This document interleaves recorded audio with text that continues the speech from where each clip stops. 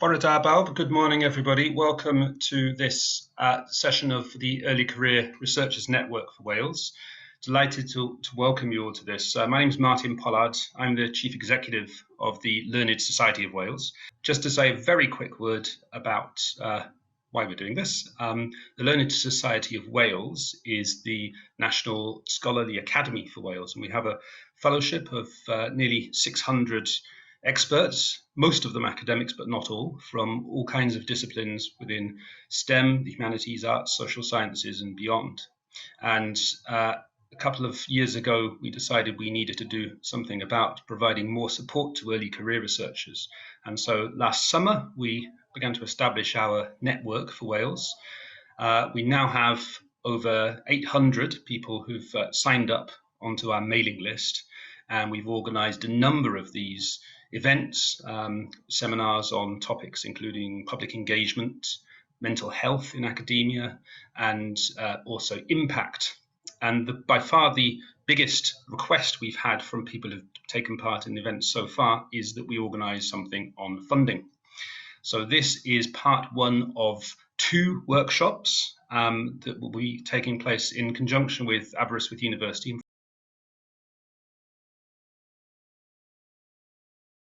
Thank you, Martin. My name's Jo Walker. We could just get to introduce ourselves first. So my job is actually Research Development Officer. So I'm one of the non-academics on the session. What that means is that I help researchers bring in funding for their work, whether that's research work, public engagement, that sort of thing. That involves everything from helping academics to find funding opportunities, networking to respond to specific opportunities, editing applications as a non-specialist to make them suitable for the funder, helping with budgets and navigating university paperwork. My background is actually computer science. I've got a PhD and postdoc in robotics, and I did apply for some funding during that time. And I now work in IBERS, which is a biology department, the biology department in Aberystwyth University.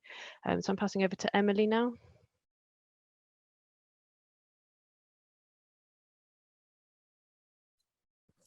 Morning all. My name is Emily Shepard. I am a professor in biosciences here at Swansea University, and I work on animal movement, so use various animal tracking devices and things like that to look at, well, mostly birds these days.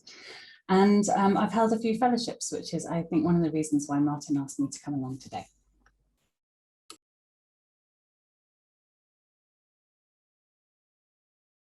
Loredana Poletti. I'm currently at Stony Brook University in the US, previously at Warwick and Cardiff for a long time in the UK. I'm a humanities person, professor of Italian and Italian American studies here. I've worked in translation studies languages. I've had a couple of, well, I've had some small grants and some medium grants, and I've been part of a couple of large collaborative grants in the humanities, which I suppose is one of the reasons why I'm here again. I've also had quite a bit of experience reviewing grants for UK and also international bodies. And I'm in the process of relearning how to apply for a grant in the US. I'm doing my first NEH as we speak.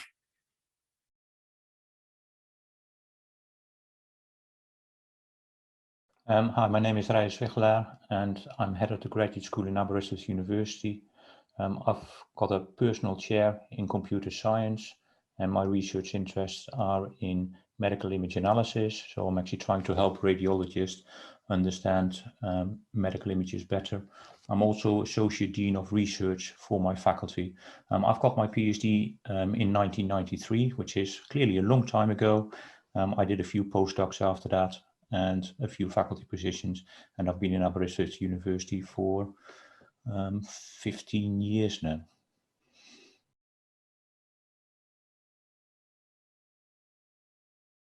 If you've got a research office in your university, make use of them. We certainly do a lot of these things. We do have drop-in surgeries, and we do actually have, so Joe is an RDO, a research development officer, who's effectively helping members of faculty and PhD students to actually apply for grants and make sure that they actually go through the process. You've mentioned access to successful and unsuccessful grants. And I think that is certainly within our university, we've got batches of those, maybe not for every funding body, but for a lot of them, and you can actually see what success actually is, but also what unsuccessful is. And I'll talk a bit later about that as well in more detail. Yeah. And once you've found a funder that you're interested in applying for, you'd be surprised how much information is on their websites. You can find who's on their panels, so who's likely to be reviewing your application, to get an idea of their background. You can look up things. You can't find the application, but you can look at what they funded in the past and then find out more about those projects to see what sort of work they like to fund. You can often get reviewers information like how they're going to score you, things like that. So don't underestimate how much information is actually on funders' websites a lot of the time. And again, research development, research office type people in your own university will be able to signpost you to those as well.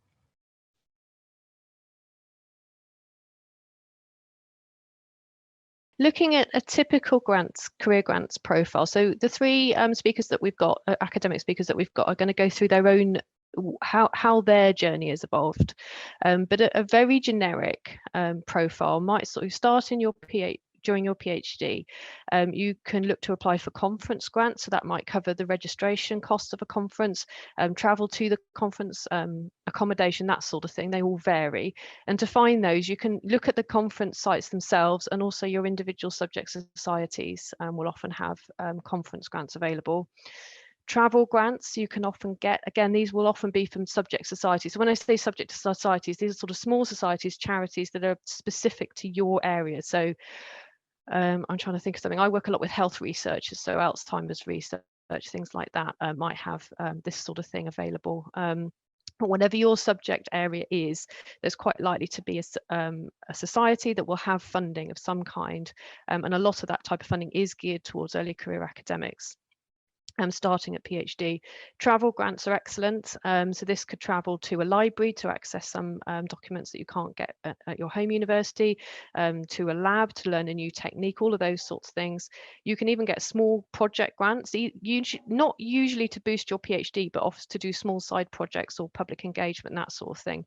Plus, of course, you might actually be starting to look to apply for your first postdoc, the project that's actually going to employ you as a postdoc. And that's what I did during my PhD with my supervisor, is I applied with her for the first grant that I was then employed on as the postdoc.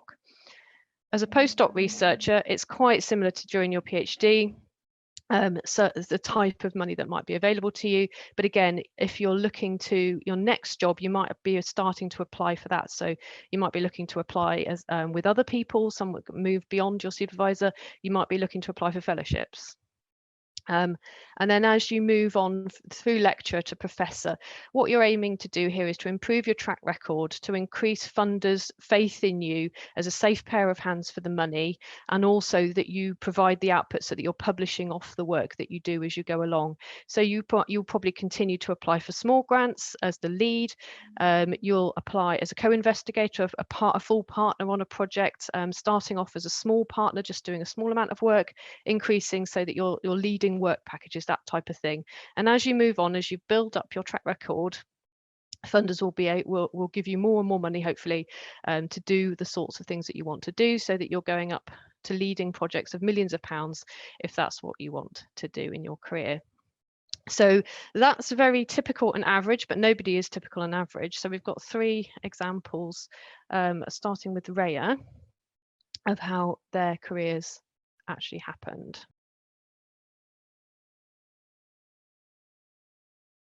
So I'm not typical, not according to Joe's profile at least. So I didn't get any funding during my PhD, which was fully funded, so I didn't actually need anything, or my first postdoc position, which was in sort of a semi-research institute, and they had lots of funding as well available. So we didn't, if you wanted to travel somewhere to a conference, you basically said, I want to go there, and it happened apparently. So everything was paid for. I actually started with a larger grant application in my second postdoc position, which we submitted to the US Army, who was actually funding lots of research on breast cancer, which is one of the areas I'm working in at the moment. And they rejected it. So be aware that not everything is successful as well. But it was a very useful experience, because you actually see what actually goes through the system and what is actually needed as well. And I learned a lot from that as well, not only around how to write a research proposal, but also around funding and calculations around how much money you actually need for things and things like that. So that was very useful. And the second bit that was very useful around it was that I actually resubmitted it as my first grant when I got a faculty position. UKRI, which is the major funding body in the UK, provides early grants or first grants for early research career people. And I got that, and it actually went through the system. It actually gave me, at that point, it was 50K, and that actually gave me my first PhD student. The university was so impressed with that they actually matched that with another PhD student. And that was the start of my sort of research career from that point of view. After that, I actually did lots of sort of smaller grants between 10 and 50K, lots of different sources of funding, quite a few charities, because my research interest, as said, is in breast cancer at that stage and prostate cancer now as well. We do other things as well, but those are the two main areas. So I had different options, and I made sure that I applied for things on a regular basis. So I would actually write a couple of grant applications a year, and all of those actually went, or a lot of those actually went through, and I had a steady stream of research income, which was very useful. So it actually offered me a set of postdocs and a set of PhD students, and together with them, I actually got lots of publications done as well. So all of that is actually part of the profile that you're actually building up at a certain point. At a certain point, I actually moved to Aberystwyth, and that is some time ago now, and I've actually developed a research group. And one of the things that actually helped me in doing that is I got around 900,000 or 900,000 from the Welsh government to actually do that. And that actually offered us a set of postdocs and staff as well to actually build that research group. And so that was actually a very significant success in my career and very useful. A couple of years after that, I got my chair, and I'm sure that actually played a major role in that as well. I never stopped actually doing smaller grants as well, and especially around PhD student funding and collaborative research. And collaborative research at the moment I'm doing in the UK, but also in Europe and well beyond that. So I've got collaboration going with groups in China, but also in the States. So currently I've got a few large projects going on as well. One of them is supercomputing Wales, which is a national HPC facility in Wales. And I'm part of an AI CDT as well, which funds 55 PhD students over a 5-year period. So, and that is significant amounts of money. In all of this, I've actually made extensive use of people like Joe, RDOs, and others to indicate where funding was available. So there were quite a few questions in the chat earlier on. Where do I find out about this? Talk to people in your university and make sure that you actually are on email list that actually indicate when funding becomes available. At the same time, I actually did lots of networking as well. And so up to a few years ago, I would never say no to anything. I do at the moment. So if I need to review something or actually collaborate with other people, then up to a couple of years ago, I would have said yes. There's not enough time at the moment to actually do that, but I'm still trying. I've mentioned success rates earlier on, or the lack of success sometimes as well, and don't see it as a negative thing. There are funding bodies at the moment that only have 15 to 20% success rate. And I'm talking about the mainstream UKRI funding in the UK.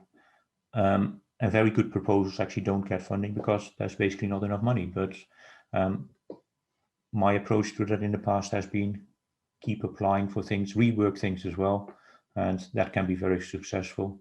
But also start doing mentoring. Yeah, ask people to mentor your research. Your PhD supervisor could be a clear example if you're a PhD student, or your PI if you're a postdoc. Those people have been successful in the past, I assume. Certainly if you're a postdoc, then somebody actually got funding for that, and see what success actually looks like and use that. I mentioned publications. At the bottom of the bottom line is that publications are an important currency, and people will actually look at that if you do a grant application. So a successful grant application, most of the time, if not all of the time, actually has a good research publications profile at the bottom. And there's a question in the chat. I was just wondering where you find the small grants to apply for. So as I said, I was, and I'm still on the mailing list for different funding bodies that actually automatically let me know when things are available. Joe actually has an example as well of a larger body where things, where you can actually sign up for grant notifications, and Joe can actually share that with us. If she comes back on. That was all I wanted to say. How do you know if your publication profile is good for your career stage? Have a look around. One of the things that I certainly looked for when I was sort of early careers stage, to actually look at what success looked like. So there were fellowships available at that stage as well. I never went for a fellowship at that stage. I got one later on when I was sort of midway through my career, but actually have a look at what success looks like. So at the moment, UKRI is actually providing funding for what are they called? Future Leaderships Fellowships, and the success of that is actually on the web. So you can actually look at what success actually looks like, because basically people will announce that. That they've actually got one of those, and they're on the UKRI web pages as well. And then you can actually see what a publication profile at that stage actually looks like.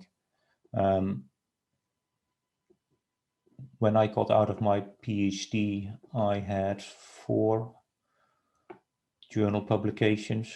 I didn't write any of those during my PhD, but all of them afterwards. I basically extracted them from my PhD thesis.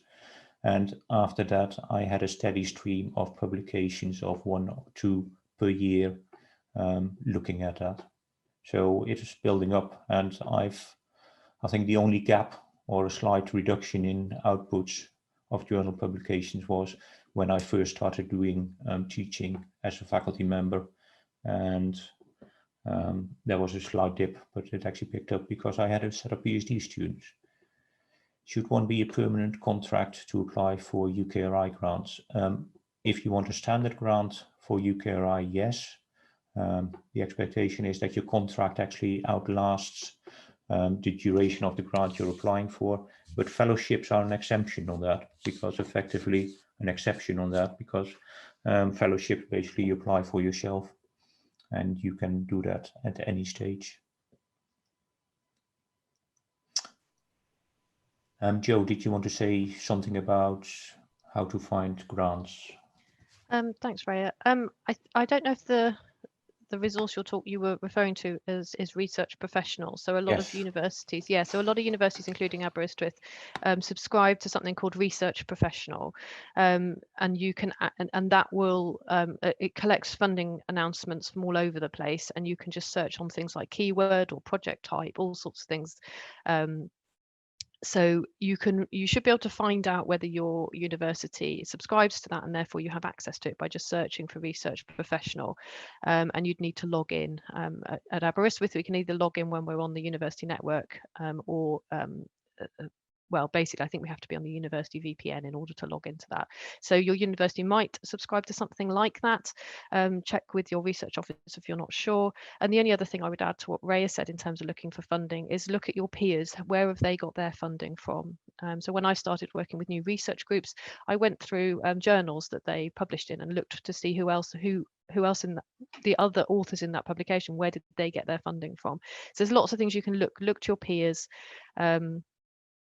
Talk to your supervisor as well if you're a PhD student, and find out where people are getting funding from.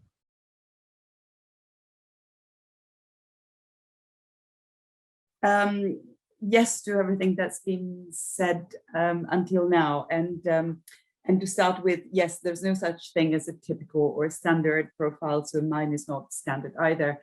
For one thing, I moved after my first degree, I moved from Italy to the UK, so I had to sort of relearn the ropes and get into a new system. And as I was saying earlier, I'm in the process of doing it yet again.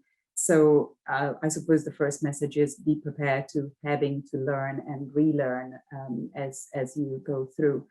I've got a few keywords I want to speak about. So the first one, yes, as Ray already said, scaffolding and building, building from smaller grants to larger grants, building your track record. And that's also building a narrative.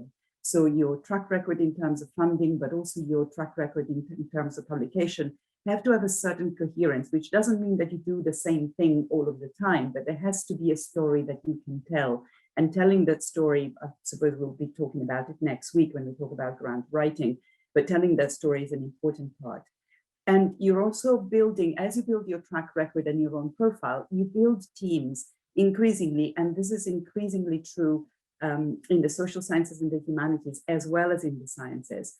A lot of the grants, especially the large grants, are about teams and collaborative research. So that too you have to build. You can build by also participating in other people's grants, networking, definitely, and then participating, and also talking to people.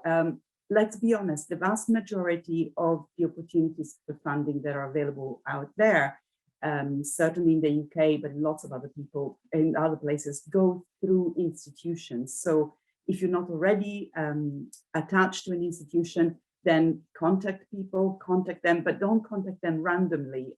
I'm used to getting emails from completely random people who say, can I come and do something with you? And their research has nothing to do, no contact with my profile. So you want to do your homework, identify institutions, identify people, and then talk to them. Institutions have phenomenal research support, offices and individuals. Both at Warwick and at Cardiff, some of my best friends, and I genuinely mean it, not cynically, became some of these support people. And without their help, I certainly wouldn't have done much. And then besides the support, the research support, there's mentoring. Raya mentioned the FLF, the Future Leaders Fellowships, and they are putting in place, UKRI is putting in place a whole mentoring scheme, which I'm actually part of for that particular project and program. So thinking about people who can be there to support you and who will read things for you, but also have a chat with you, give you some tips, and keep in mind these contexts. You will never be successful with every single application. So remember that they're incredibly competitive. Don't take it if you can. This is said as someone who is rubbish at it. Don't take it as a personal defeat. Repurpose those applications, which doesn't mean you simply take it and send it somewhere else. You have to research the new funding body, research the new scheme, adapt, think, change things. And being strategic is important. So you want to address the right funders. So again, doing that research first is important. And you also want to be strategic about, if it's a large grant, for instance, who is taking what role. So in CI or PI, which institution is the best position to give you the support that is needed. Whoever becomes the PI, that institution will be giving you a lot of support. So you want to make sure that that's good. That's where having a really good collaborative team works. If you know that whoever is named as the PI, the others will actually effectively, they're CIs, but they will effectively have a voice and have a role, then it's much easier to be strategic about the institution because you don't have to worry about your own relationships of power within that. Obviously, these things apply to large grants in particular. And so I went from small grants, travel grants, again, as has been said, BA, but also I was part of some large grants at European level very early on, a couple of them. I remember it was before the euro, we were paid in ecus at the time. So it goes back that far. And then from that progressed to medium-sized grants, both at European and UK level, and eventually some large grants. I'll talk about that later in the next slot. But for me, it's important to remember that, as I was saying earlier, the humanities also have space for both humanities-focused large grants and also collaborative transdisciplinary grants across humanities, social sciences, sciences. There is increasingly that. I was part of the launch a few years ago, for instance, of the MRC-AHRC joint scheme, so between the Medical Research Council and the Humanities Research, Arts and Humanities Research Council. So think transdisciplinary as well. You can think internationally. Whatever you do, increasingly it's important to think in terms of equitable and diverse sort of teams. The UKRI, for instance, now has specific questions for all of the grants about the equitable nature of the partnerships, and that includes gender and other issues, and also the ethics sort of section of applications is becoming increasingly important. And within that, for instance, if you're working internationally, the question of language, don't assume that you'll just do everything in English and English will do. And the last thing I want to say is, whatever you do, you need to be motivated and you need to be stubborn. It's got to be your project. It doesn't pay to end up doing something you really are not passionate about just because you can find the funding. Ultimately, it's your life. And if you're following funding, it's important to follow funding, but ultimately you have to follow your own development. And there will be tensions. I have encountered them at various points. Ultimately, you want to develop your research profile altogether. Publications, grants, and other aspects, impact increasingly are part of that. But there may well be tensions. For instance, being part of a large grant may mean that your research profile is not steady like that, but goes up and down, because when you're in the thick of a very large grant, you may be publishing less, but at the end you've got a spike and you publish a lot. So you have to think about these things and the potential tensions as well. And I'll leave it at that.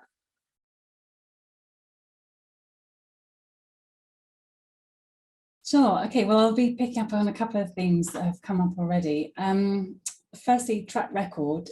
So I didn't apply for any funding during my PhD either. However, I was pushed to publish a lot in my PhD, and I guess this was the raw material, if you like, for fellowship applications. So partly because I had publications when I'd finished my PhD, and partly because I was 30, because I did my PhD a little bit later than some people do, well, quite a few people do their PhDs. I felt ready to apply for fellowships. And I applied for one, a UKRI fellowship, and I didn't get it. And looking back, I think I didn't get it because for two reasons. Firstly, a paper which was in a leading disciplinary journal hadn't been accepted yet, and I think that was an important part of my portfolio at that stage. And another was that it was a bit too much of a continuation of what I'd been doing in my PhD, and that I guess I'm going to pick up on this a bit later on when I talk about fellowships specifically. So after my PhD, I was at a conference and I was talking about technology that I'd been using during my PhDs and the techniques. And I got talking to somebody who spent a long time working on condors, and was saying, oh my goodness, wouldn't it be amazing if we could use some of this technology in this different, working on condors. And so that was a seed of something. And I started doing some reading about condors, and it became just totally clear that this was an incredible and kind of bonkers system where condors are completely reliant on finding rising air to fly around. So they've got these massive birds, they really need updrafts, and that should determine everything, like where they go, when they fly, and so much about their life history. And the reason I'm telling you this specific information is that we talk a lot about funding proposals as if sometimes that in a bit of a vacuum, but I guess the point for me is, how do you get that idea of what's going to get you excited, just as Loredana was saying, what makes you stimulated, and it's going to be the seed for you to write an application and lead something, whether it's big or small. And I think actually it's quite a pertinent question now that we're all working from home, because a lot of the time it's conferences which make you, sow a seed of something you hadn't thought about before, which then you go and follow up on, and it turns into something that actually you can really build on. So I think it's worth thinking about how you kind of refresh your head, whether it's going to the field, talking to different people, and how you do that in this new COVID dominated age. So that idea about working on the condors, that introduced me to new collaborators, and I wrote several proposals for that idea, two of which were fellowships and which came off.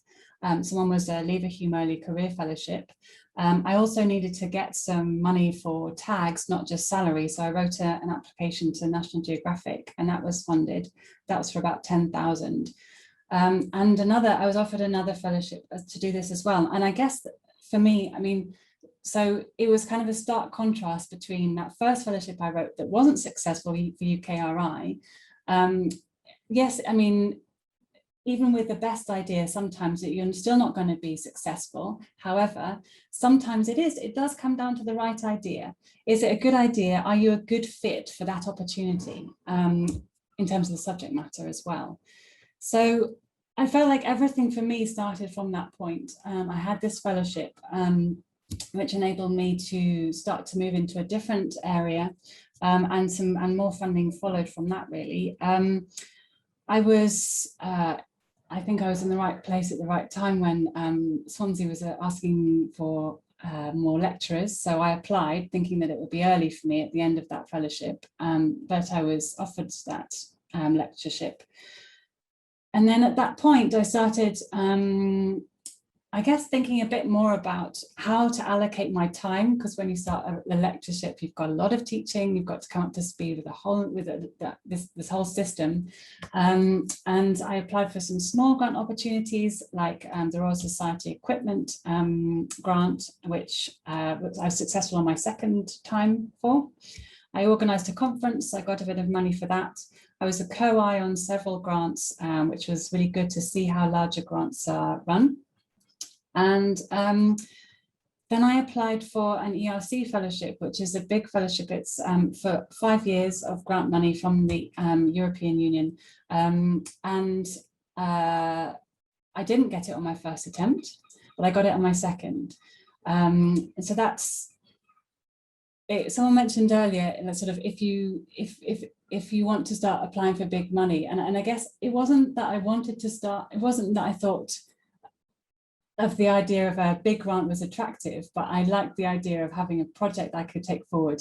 It has been a steep learning curve to try and run that smoothly. I'm still learning.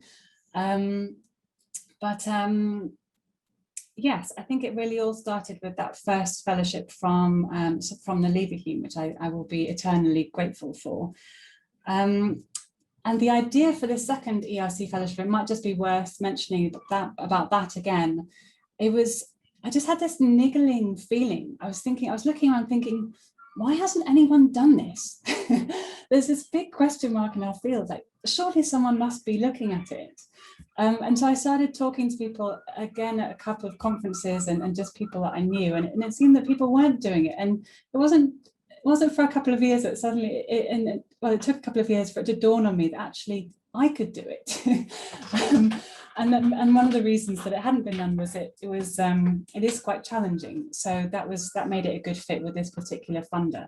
But I think it's by way of saying that ideas come in many forms, and so you just got to kind of have your antennae out and be receptive in terms of thinking what's an exciting idea, but it's what's ultimately also doable. And I think those are really all of the points I was just going to raise at this stage, unless anyone had any questions.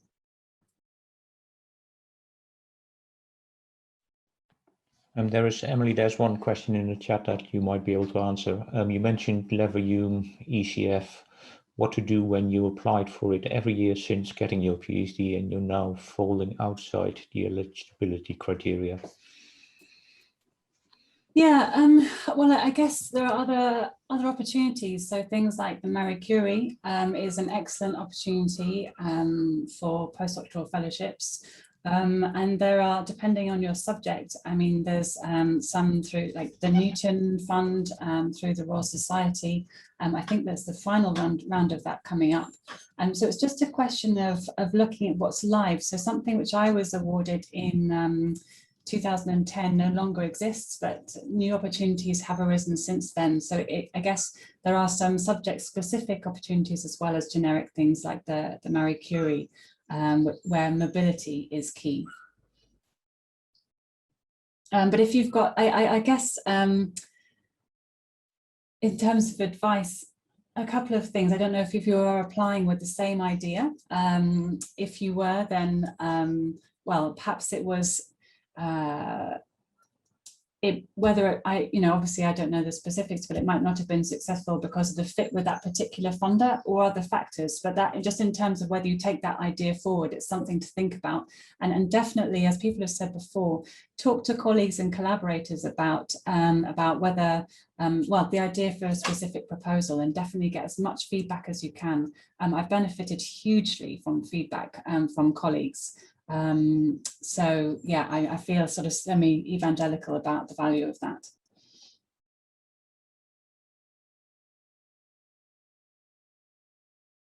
Something about you have to be a professor for all large grants. Yeah, no, not necessarily. No. Again, I'm part of panels. I have done panels for UKRI, for instance, for GCRF, which went across sciences, social sciences and humanities, and also for AHRC specifically, or other humanities based. No, you don't have to be a professor for a large grant. You do nevertheless have to have some track record and a story to tell. So that is important, but you don't, it's not a matter of seniority as such. And I think to add to that, most research funding is actually funded on novelty aspects. So they're actually looking for interesting bits that will actually push the boundaries of academic understanding. And I think that's an important part to realize. So if you've got a brilliant idea and you're very early in your career, make sure you actually apply for things with that and see where you end up. As said, I wasn't successful with my first one, but somebody else funded it in the end, and that was fine. What I will say is that when looking in a panel, for instance, when looking at an application, if someone is more junior, which it's not, again, it's not a question of seniority, it's a question of the track record or experience.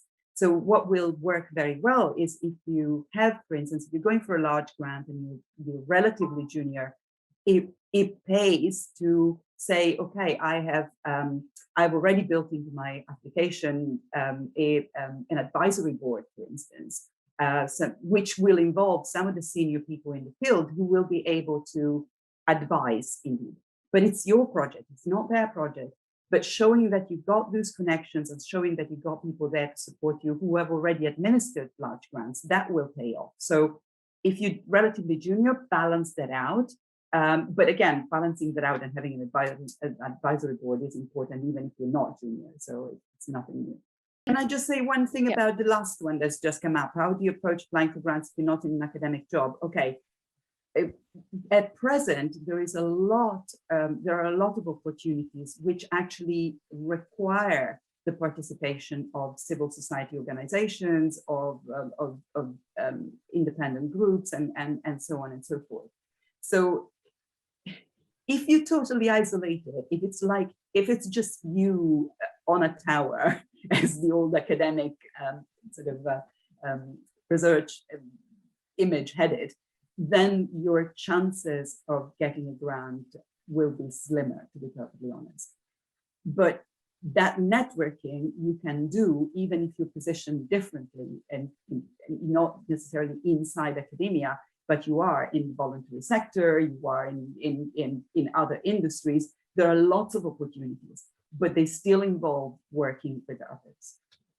Yeah, and if you're looking to return to academia, there is specific funders for returners to academia as well. It's sometimes oriented towards women because women often leave for various reasons, and particularly in STEM. But there is funding for that type of thing as well, if that's the situation people are in.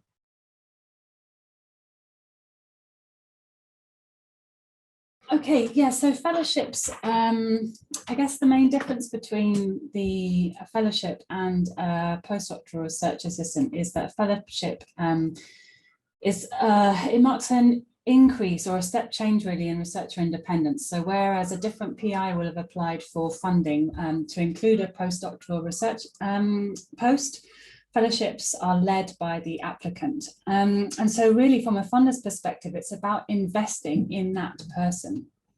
And so that makes it not only is the science or is a topic, whether it's science or not, kind of still exciting, it's really that they are looking develop the applicant as well. So I guess in my experience, they will already be looking for a reasonable track record in terms of publications. And not only having published, but also having published 1 or 2 articles where you're leading an article in a leading journal, sort of leading disciplinary journal. If you're a scientist and you've published in Nature or Science, then fantastic, but that's not a prerequisite to having a fellowship.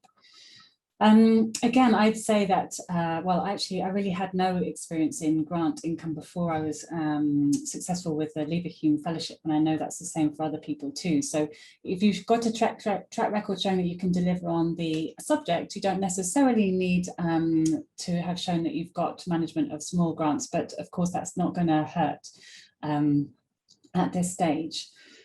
So in terms of the side, you know, why what the funder might be looking for in terms of evidence that the position is going to really benefit the applicant. I think there are a couple of things. Firstly, I think during a PhD, it's quite easy to see ways that you could continue your research that you started in your PhD. And typically a funder wouldn't want to see that. They'd want to see nothing, it's not just kind of necessarily something that you didn't quite get to in your PhD or a very logical follow-on. Sometimes it's applying what you've learned to a different field or a technique that you've learned to a new question, as it was in my case, or working with a new team.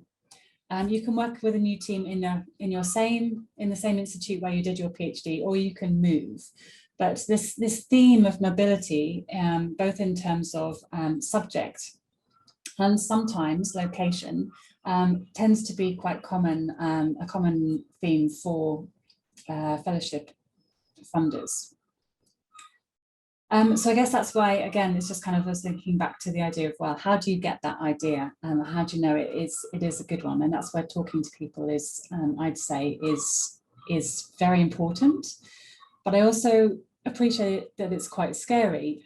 You can feel protective about your idea because ideas are currency and they're important currency for all of us. And so taking that idea, which you're feeling a little bit protective of, and actually taking that step to reach out to approach somebody that you may not know that well, say, could I talk this over with you? Or perhaps this is something I could develop with you in your lab. I've felt pretty nervous about doing that on quite a few occasions. And I wouldn't say that you necessarily need to broadcast your idea to the whole community, but I just do have a think about who it would be good to talk to in terms of someone else's expertise, that they'd be well placed to help you develop that idea, and I would encourage you to take the leap. Most people at the end of the day, I think will be very excited to receive an email from somebody to say to start getting ideas and start talking about ideas. So yeah, they're an opportunity to develop leadership, to start thinking more broadly, which I think can be a challenge during and after your PhD. So even for my EC, for my ERC fellowship, thinking big was a challenge. I mean, they say, okay, well, the budget is €1.5 million. So you've got to have an idea that's going to make a step change that is really kind of, well, matches the scale of the funding. And whether you're going for a very big fellowship or a smaller fellowship, I think that whole process is extremely beneficial and has really changed the way I think about things, by having to just challenge yourself to look at the big picture and say, well, what can I do that will lead to it, that will really advance the field or lead to a step change? So just to say that if your funding application isn't successful, not only can you repurpose that material, but I think nothing is lost, because all the thinking that you did to develop that idea, in terms of thinking, having the idea and thinking how you're actually going to build a research program up to make sure that you can actually address that and deliver some things, all of that is really formative. Obviously people, you don't want to spend your life just writing proposals. You do have to pick the ones you want to invest in, but the process is something that you can really learn from. and I found it very formative. So do reach out to collaborators in terms of developing the idea. Definitely reach out in terms of asking people if they can review your drafts and give you feedback. Don't just reach out to people who will give you positive feedback. I found that, you know, what you want is people to be really honest, because at the end of the day, your proposal is going to land on people's desks that are already covered in lots of other to-dos, and people will read your proposal to different degrees. And you want that kind of reviewer level feedback of, this is what stands out. Why haven't you told me how you're going to do this? This isn't obvious. Or I really think you could expand this whole bit, which seems exciting, but you skimmed over it too quickly. So have someone who's just going to give you that objective, but direct feedback. Some fellowships have interviews. I think it's probably fair to say that every university, especially if it's a UKRI or a big fellowship, they probably will have a process whereby they'll organise a mock interview for you. Again, that's really, really good. I had one organised for me for my ERC fellowship, but I actually asked colleagues to sit through 2, I'm trying to think, maybe even 3 other rounds, because on the first one, they've just said, look, I work on something completely different and I'm just not convinced that I should, you know, why should I care about this topic? That was really hard to hear, but it really forced me to go back and think about how I could articulate that, because I had a 10-minute presentation and you've got to present your idea in a way that is immediately accessible for people from a range of backgrounds. So my colleagues really challenged me to do that, and I found it extremely, extremely helpful. So definitely reach out, and also likewise, you learn a lot from reviewing and reading other people's proposals, whether they're successful proposals or proposals in the making. So you know, it's one part of the community, and we all end up providing feedback as well as receiving it if things are going well. So yeah, those are my main very generic points about fellowships.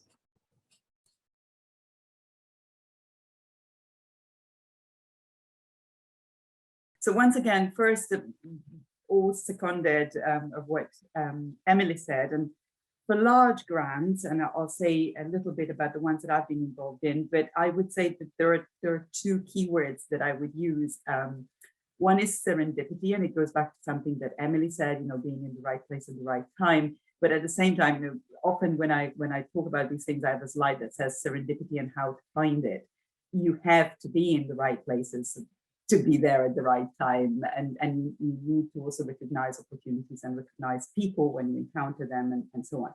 And the other one is that you need a bit of madness, but it's very calculated and lucid madness. There are reasons for going for large grants, but again, you need to do it with your eyes very wide open and know what the tensions are going to be and what the pressure points are going to be. So you need to be working with people you can work with if you're going for a large grant. You need to also be aware of the fact that large grants are not necessarily about giving you more time, especially in the humanities and social sciences. There is a kind of tradition which says we don't need money, really, we need time. Fine, in that case, probably going for a fellowship is a better option for you. If you go for large grants, remember that there's going to be extra pressure on your time, but at the same time, I think for me, what large grants allow you to do is work collaboratively, which is very stimulating and can take you to places you never expected. I'll tell you how in a second, in my case. And the other one is that there is a very strong element in what you can do with a large grant, which is about impact. It's about taking your research directly into social context. And so it becomes very much a form of activism, of academic activism, especially, I think, in certain fields, but a bit everywhere. So those 2 things, keep them in mind. How did I get to large grants? Well, again, through failure. So for a few years, together with a colleague, I was at Warwick University at the time. We've been putting through one or two small to medium. Well, we got a small one, and then we tried with medium-sized applications in a particular field, and we were getting rejected. And there were colleagues at another institution who were working in similar fields. We were very much colleagues working together. They also got a rejection. And then this big opportunity, which was the first one in the humanities really to go into the millions, which was with the thematic HRP strands, in our case, the translating culture strand came up. And we took that opportunity, and having not gotten the medium-sized grants individually or in small groups, we pulled our forces together and we completely rewrote that grant. It took us a while to do it. Got external collaborations outside of academia and everything else into a package. And we actually got through the first stage and then the interview stage, and we got what was just short of £2 million, which was at that point the largest grants that had been given. There was a raft of them at that point, but they were the largest grants given by AHRC UK RI to the humanities. And then after that, we went for follow-on funding, and that was £250,000 from GCRF. And that is where really things can be completely unexpected. So if the large grant, the Translating Cultures large grant, was the result of collaboration that really stretched back for years. You know, we started working on these themes probably 10 years before. The GCRF took a bunch of specialists in Italian studies and modern languages to work in Namibia. And since then, it's taken me to work in Zambia and partly in Uganda. And it was totally unexpected, but that was the result of a meeting with someone in the sciences who was really interested in the collaborations, the transdisciplinary collaborations, and the impact of communication on health. And so they were working, well, I literally was introduced to a colleague from medical school at Cardiff, and I had just arrived at Cardiff University, was introduced to her, and she said she was working in Namibia, and my eyes lit up, and I just said, oh, I don't know much about Namibia, but I know that it's an incredibly complex linguistic landscape, what we call a linguistic superdiversity context. How do you deal with that in your work? And she basically said, come to Namibia. And after a visit, we pulled together a project which then got funded. And that has continued. Again, I want to stress this. Once you get into these team, sort of collaborative teamwork, one thing leads to another. So although that funding is now expired, we have made, we've gone from one smaller or larger award after the other. We've just completed a COVID-19 project, which was about the translation of resources for supporting mental health of young children into 5 of the indigenous languages of Namibia. We're now planning more work, and so on and so forth. So it can take you to different places. So serendipity, but you need to know how to find it. A bit of madness, because you don't know what you're getting into, literally, and it will take over your life. It certainly took over my life when the 5 years that we were involved in that large project. And if I put it from, with my other hat on, someone who sits on panels, I've sat on the GCRF Rapid Response Team last summer, which was across whole disciplines. I regularly sort of do AHRC panels for the humanities. What you're looking for in a large grant is, as always, 3 things: quality, and that's the quality of the research. It's the originality, it's the potential to make a change, to make a difference in terms of further research, in terms of social impact, and so on. It's profile, and that means not only your personal profile, we've been speaking about that, I won't go back to that, but your personal profile, but also the overall profile of that team, the kind of collaboration that you're putting forward. How strong is it? How clear is it that you haven't just thrown some people together, but there's the potential for these people to work together and to create synergies that individually would, achieve things that individually could not be achieved. But also, what kind of support will you get from your institution, from the institutions, maybe more than one that are behind this, And also collaborations, further collaborations outside of academia. All of these things are absolutely vital in large grants. And then the final criterion, I mean, there are smaller criteria, but the final third fundamental criterion, it's been mentioned again before, is fit. If you don't research the funding body, if you don't look at what it is that they have funded before, but also exactly what, and those calls, there may be 80 pages of text for you to read, but read you have to, and possibly get advice also from your research support team at your institution, talk to other colleagues, make sure that you really understand what it is that you're asking for. The fit is fundamental. And so you have to do that balancing act that I was talking about before. You have to make sure that your original idea, what you want to achieve, your goals, are you still being true to those, but that you're also formulating your project and your objectives and the methodology in a way that does fit with that particular goal. If one of those two elements is missing, then there's very little chance that you will get the grant, and possibly if you got it, it might be a nightmare because it's not what you want to do. It will, as I said, take over your life. So you should definitely make sure that it's something that you want to commit to. And if it becomes even more, as I said, almost a form of activism, all the more, so all the better for that. One quick thing on someone asked, okay, in the humanities in particular, there is still a tendency to look at single authored articles or preferably even monographs as the goal in terms of career development. Well, again, if that is your goal, large grants may or may not be the right idea. You have to think carefully about it from the beginning. In some cases, even large collaborative grants will give you space for a monograph, but it's more likely to be a different kind of publication. I know that people like myself and lots of other colleagues are pushing for the humanities to make more space for collaborative research and give more recognition for that kind of work.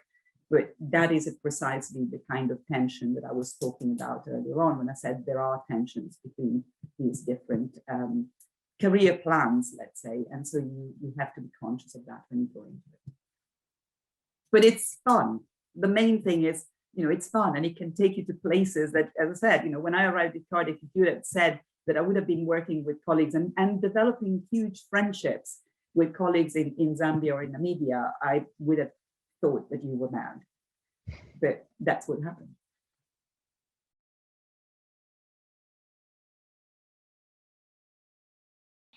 Thank you. So I'll actually talk a bit about interdisciplinary collaboration, and I've got a few aspects that I would like to cover. The first one is, and I think Loredana actually indicated this as well, is be open for the unexpected. So I've got a science background, very sciencey.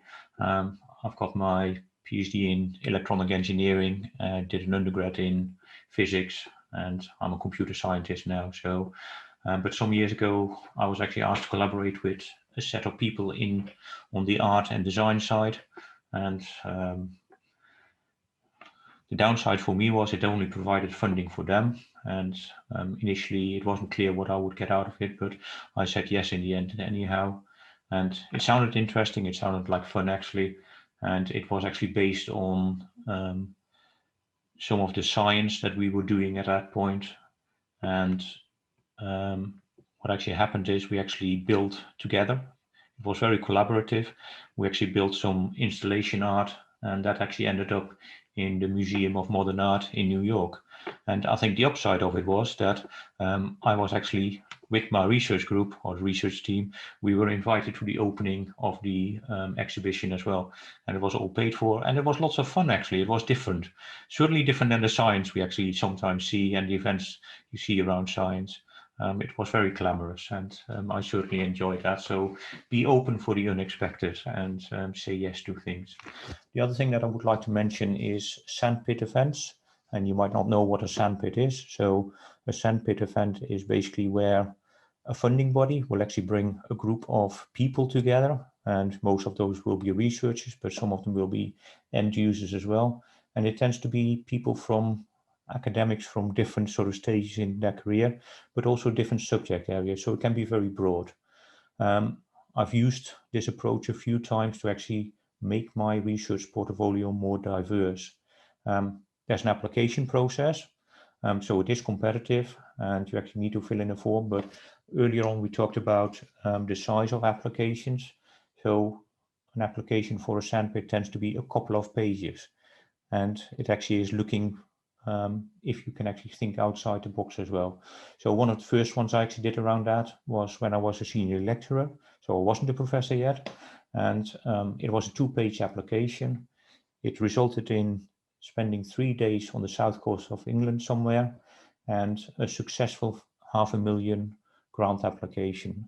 And so I actually, at that point, I actually made lots of contacts as well in a different research area, and those actually have, some of those have continued till today, and I'm still collaborating with people like that. So it was an interesting event. I've actually done a few other ones after that as well, smaller ones, specifically around research areas.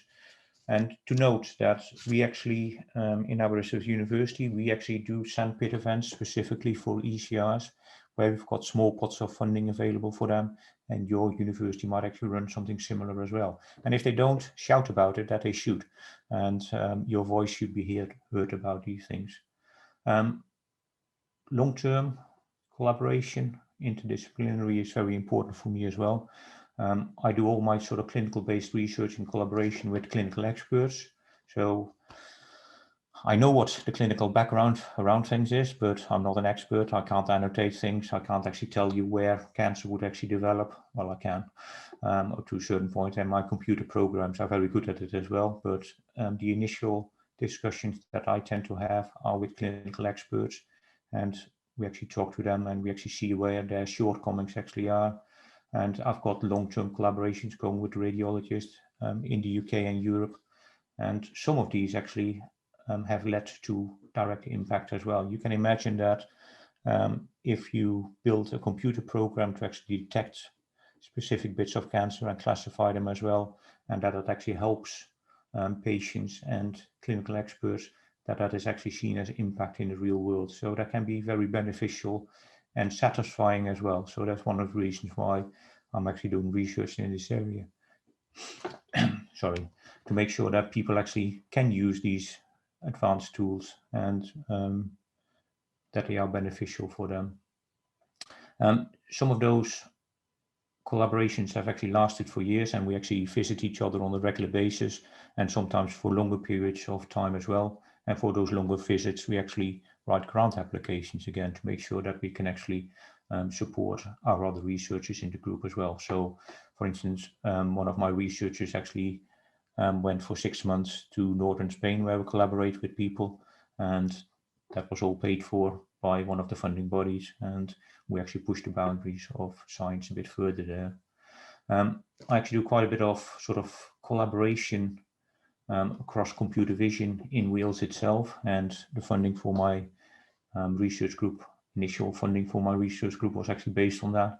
And long term, that actually has meant as well that more recently I diversified again.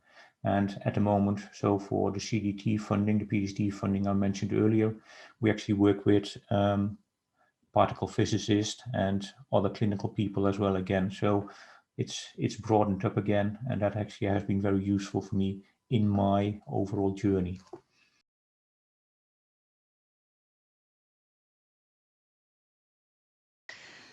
So what I want to do quickly is run through some of the different types of small grant that you might be able to apply for as an early career or PhD student. So I've mentioned conferences and applying for registration fees and travel from the conference organisers usually.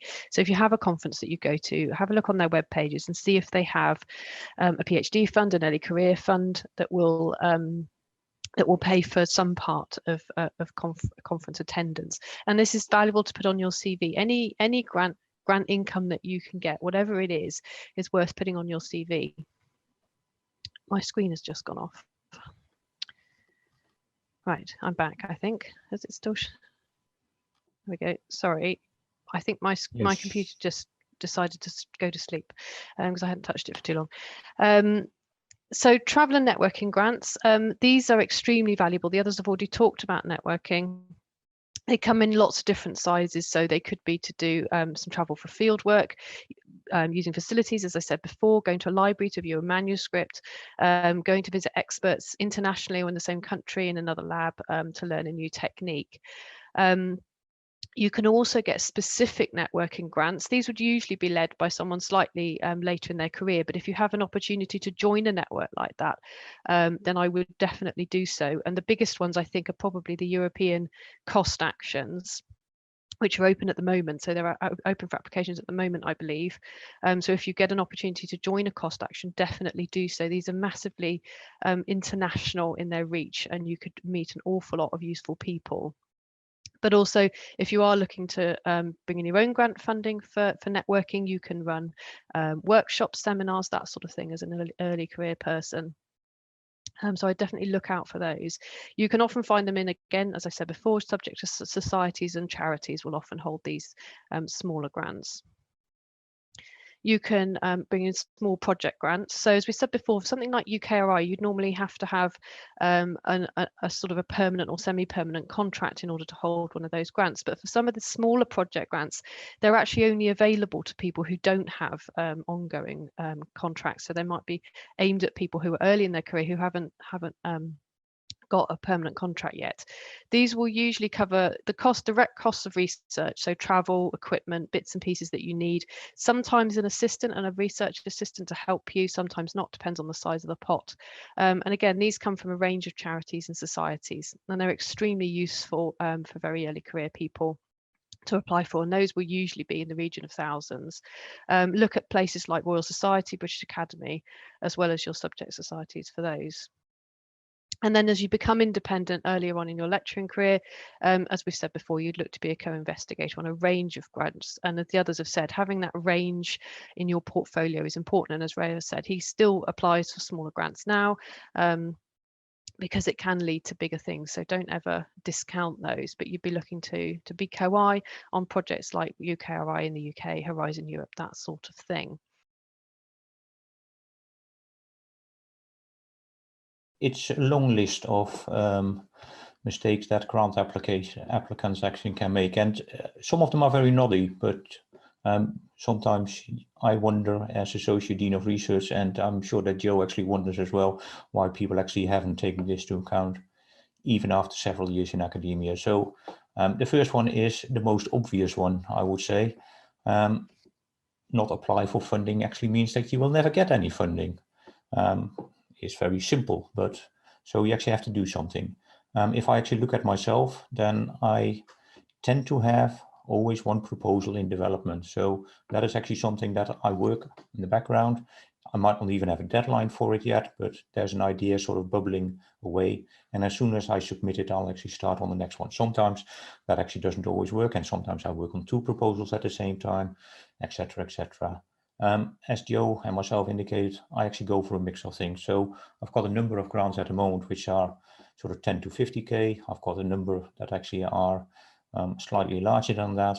And I actually go for a mix of funding bodies as well. So I'm interested in clinical aspects. So, and there's lots of charities as well. So I do straightforward research council funding. I do European funding, but also charities. And charities can be small, but they actually provide PhD studentships, for instance, which is very useful for my research area. Networking. So I would say you can never do enough networking, but don't go mad. So when I actually started my career, I had a simple rule. If I went to a conference, I wanted to meet one new person in detail in my research area. And I've actually stuck to that. So I didn't go around running around at conference dinners and sit next to all the important people. I actually did that at a peer level. So I actually met up with people that were at similar stages, and some of those early developments, early links are still in place. And those people are professors now somewhere else as well. And that can be very useful. Not to respond to reviewers' comments. So this is the same as what you would do for publications. If you get a failed grant application, look at the comments. Can you recycle it? Can you actually do something with that and learn from that? Yeah. So at our university, we've got batches of successful, but also of failed examples, and those can be very interesting. Some of them we actually know that they were very close to being successful. And as I mentioned before, some of the acceptance rates are very low at the moment. So be aware of that. But actually looking at successful and failed cases and understand them, your RDOs can actually help with that as well. So be aware of that. Find a mentor is an important part in that. For some of the funding streams, we actually provide mentors. We've got internal systems where we actually look at grant applications at an early stage, and we actually provide them with feedback and also a mentor to actually guide through the system. And that's not only for ECRs or PhD students, that is also for very senior people that actually appreciate that as well.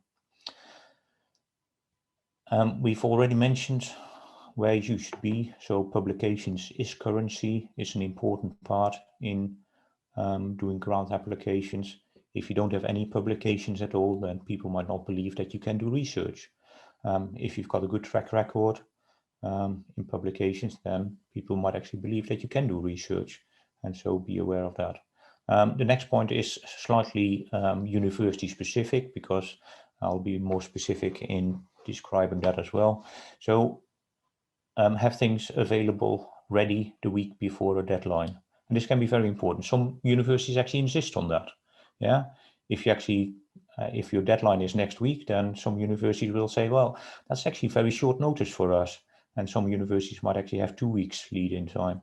A FAQ and a PINC is basically, a FAQ is the calculations of how much it costs within a university, and a PINC in my case is a bit of paper that actually contains all the signatures that I actually need. In the past, it was a PINC form printed on PINC paper, but it's not anymore, but I still call it a PINC. Letters of support, and they need to be signed most of the time on letter-headed paper, and don't actually leave those to the last day, because some people might not be available, and that is awkward as well. And the weird and wonderful, sometimes read through what is actually required for your grant application, so you can actually have a look at that as well. So be aware of internal deadlines and other things, and if you actually work with collaborators, and I would heartily encourage you to do so, add a bit of time to that as well, because there will be time differences, not with Europe, but if I collaborate with people in China or in the States, then I actually need to take that into account as well, that they're not always online, yeah, or available. And system downtime is not an excuse, apparently. A lot of funding bodies actually happily say, well, in that case, if you had a problem, that's your problem, nothing to do with us, you should have been earlier. And that's really, if you've actually been working on a proposal for half a year, and then through some glitch, because you actually tried to submit it right at the deadline, that is not the best approach to it. So I think Laura Dan actually said as well that she developed close relationships with RDOs. I would actually say exactly the same. I've got good working relationships with the RDOs within the university, and the reason for that is because they actually make my life a lot easier. They will actually help me with doing grant proposals. They will actually read it all as well, and they are a fresh pair of eyes that actually see lots of different applications and can actually provide you with feedback. Point 8 is very straightforward. Read the instructions, and the instructions can be really specific. So for UKRI, they actually mention what kind of fonts you're allowed to use, font size, and what margins. And if you actually produce something that is outside of those expectations, then they'll happily send it back to you or even reject it. So, and think about what the novelty in there is, because that's actually one of the things that people actually are interested in, funding bodies are interested in, and reviewers will look for. And are you the right person? So do you have a track record in that area? There were some, earlier on in the chat, there were some questions about funding levels. So most of the time you will actually have to do a justification for resources, and that will actually indicate who is doing the work and what it will cost, and that will actually indicate the overall cost. So if I'm a PI on a larger project, then I'll allocate 10 to 20% or 25% of my time.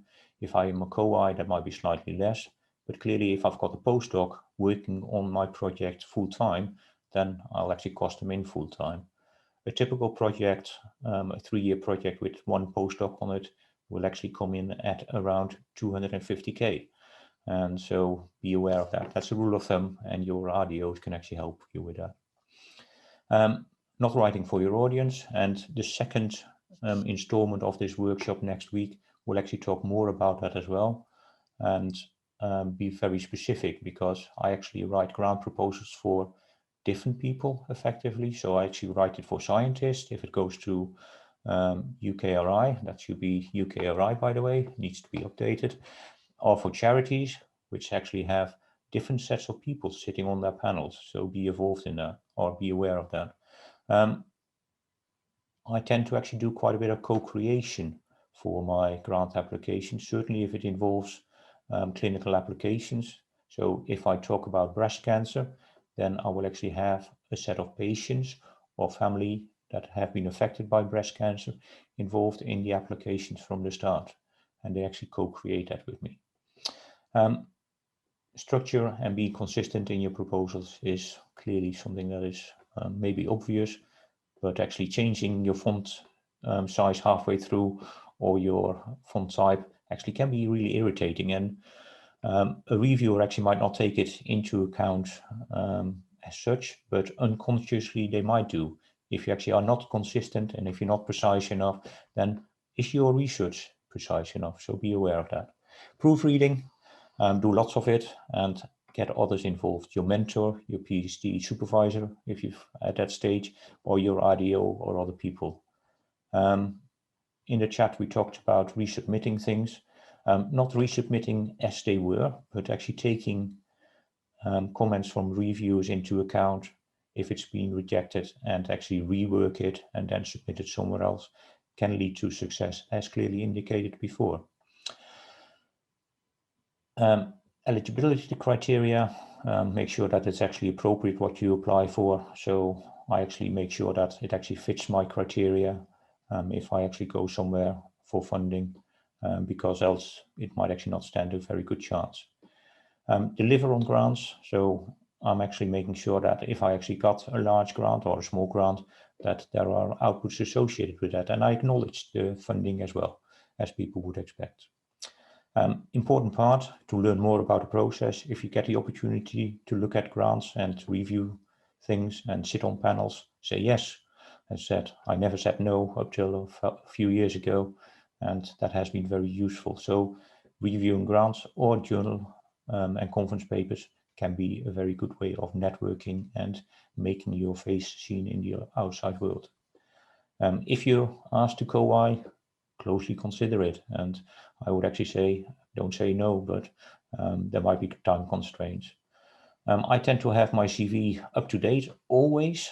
Always is a sort of flexible term in this case, but I tend to have a short 2-page CV because that's what most funding bodies are interested in, but I've got a longer one available as well when it is needed. We talked about specifically about pathways to impact. In the past, there was a specific document for that with some funding bodies. At the moment, it's expected that it's woven through the application process. So where does your research actually make impact in the real world, and how do you get there can be an important part of your application. Can I make 2 very, very quick comments if I can? One, an example of, I think it was your 6.2, which was, the unexpected. I remember once, and I would not repeat the language I was using at the time, discovering when making an EU application that I had completely ignored the fact that some colleagues who were in relevant countries had Orthodox Easter coming up, and the university was shutting down for 10 days or something like that. So you really have to be on the ball, because I had forgotten Orthodox Easter, my fault. But the more substantial point is, I think it was your point 3, not responding to comments. So with my reviewer's hat on, that is often the single most important, especially for large grants, it's the single most important element during a panel review for funding, because that is the single item, the PI's response to the comments from the reviewers, is a single item that has never been seen by anyone before, and only the panel sees it and takes it into account. So not responding properly, or responding in a kind of bullshit, sort of offended way, which doesn't really clarify the points, is a really bad mistake, because that's really your chance to clarify, to set things right if someone misread your project. And I have seen projects fail or go through on the strength of that response. So again, don't write it on your own. Make sure someone reads it for you. Make sure you consult the support officers at your institution. It's vital.